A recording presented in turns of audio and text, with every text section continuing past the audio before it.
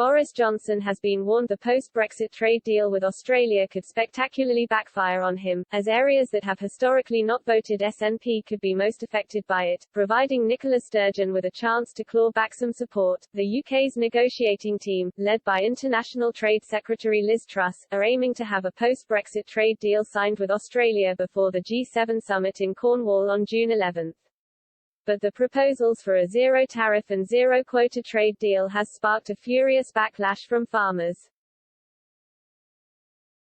who have warned they face being undercut by a wave of meat imports from Australia that could flood the market under a free trade agreement. First Minister Nicola Sturgeon has argued Scotland is being shut out of a potential free trade agreement (FTA) with Australia and warned the deal would be a betrayal of British farmers. The Department of International Trade has denied this claim, insisting engagement is taking place with all parts of the UK at all levels.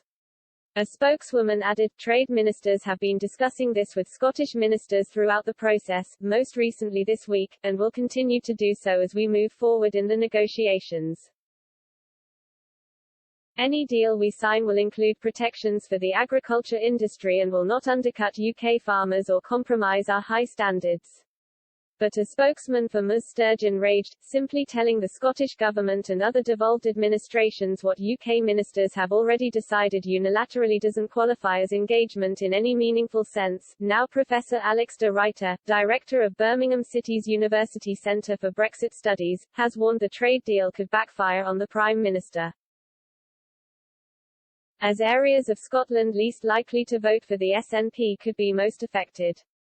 He suggested the potential impact on farming communities throughout Scotland could provide the SNP with an opportunity to attack Westminster for being out of touch and consequently build support in areas where the party is not so popular. The political expert said, most beef and lamb in the UK tends to come from Wales and Scotland. Who in the UK is going to be most affected in terms of the farming community? It's going to be those in the Highlands and Perthshire and these sorts of areas. Those communities were the ones least likely to vote for the SNP.